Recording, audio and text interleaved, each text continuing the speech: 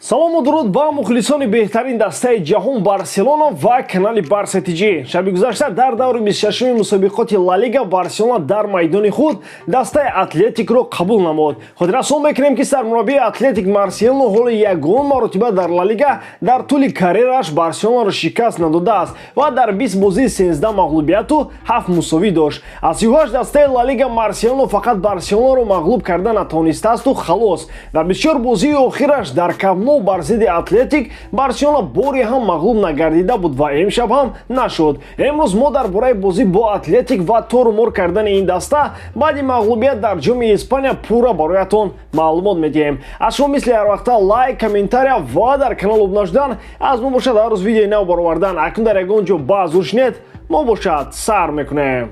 дӯстон, хотиррасон мекунем ки сарпарасти видеои мо ширкати 1x мебошад. дар он ҷамъовақт коэффициентҳои баланд ва бонусҳои гуногун шуморо интизор аст. ан нафароне ки то ҳол регистратсия надоранд метавонанд дар аввалин пардохт бо промокоди БАРСЕТЖ соҳиби $100 бонус гарданд. ссилкаи бозӣ дар комментария. ба ҳама муваффақият.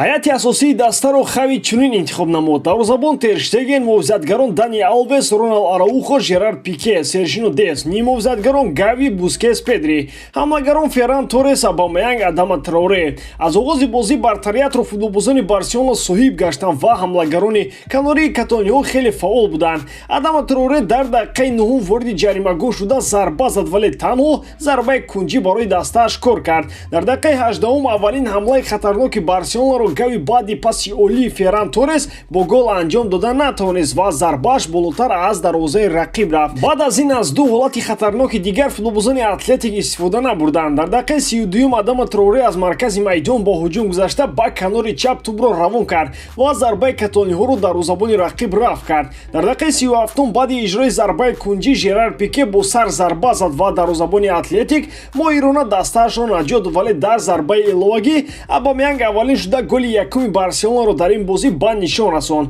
бо ҳамин қисми аввали бозӣ ба анҷом расид. дар қисми дуюм низ футболбозони Барселона назар ба атлетик хеле фаъол буданд. дар дақиқаи 60 Ферран Торрес аз масофаи 19 метр зарбаи ҷаримавӣ иҷро намуд, вале зарбааш ба девори сунъии рақиб бархӯрд. 3 дақиқа баъд аз ин Торрес дар ҷаримагоҳ тӯбро аз муҳофизатгари рақиб дуздида бо Унаи Симон 1-1 баромад, вале дарвозабон нагузошт ки зарбаи Торрес бо гол анҷом ёбад. дар дақиқаи 73 баъди 8 дақиқаи вориди майдон шуданаш Усмон Дембеле дар канори чап тӯбро соҳӣ шуда муҳофизатгари атлетикро фиреб дода бо пои чап зарба зад ва голи дуюми Барселонаро дар ин бозӣ ба нишон расонд. чанде баъд боз аз ҳамон мавқеъ Дембеле зарба зад, вале ин дафъа болотар аз дарвоза. дар дақиқаи 78 ва 85 ду дафъа Тер Штеген Барселонаро аз гол хӯрдан наҷот дод. дар дақиқаи 92 Барселона бо усули тики-така ба аксулҳуҷум гузашта тӯбро ба канори рост ба Дембеле ҳаво доданд ва дар натиҷа Усмон Люк де Йонгро дар ҷаримагоҳ пайдо намуда ба ӯ партов кард ва Люк де Йонг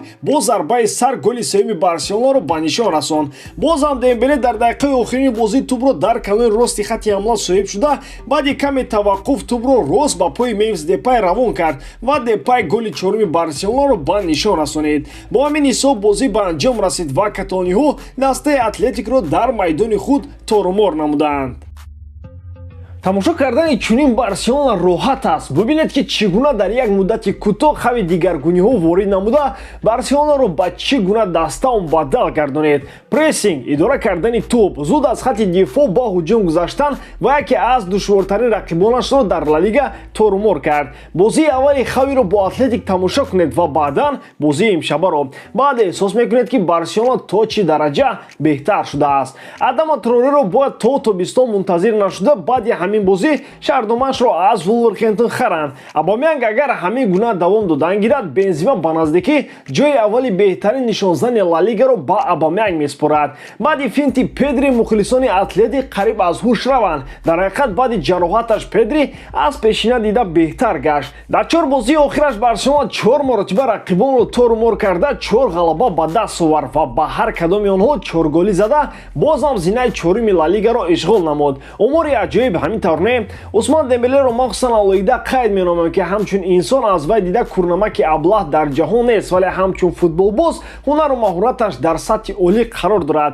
Дар 20 дақиқае ки Дембеле вориди майдон шуд, 1 гол зад, 2 партофи головар дод ва 3 паси калидӣ ба ҳамдастояш дод ки боиси ҳамлаи хатарнок шуданд. ва дар охир садои уштаки мухлисонро ба кафкубиён бадал гардонид ва ин на танҳо кафкубӣ буданд, балки рост истода ба ӯ кафкубӣ мезаданд. Тобистони имсол муҳлати шартномаи Дембеле бо Барселона ба анҷом мерасад ва ҳоло ҳам эҳтимоли давом додани шартномааш бо даста вуҷуд дорад. Ба фикри шумо дӯстон, оё давом додани шартнома бо чунин футболбоз аз ҷониби роҳбарияти Барселона кори дуруст мешавад ё ин ки не?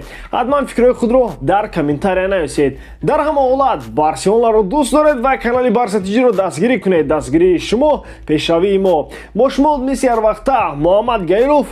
хай бачаҳоча, дар паноҳи Аллоҳ.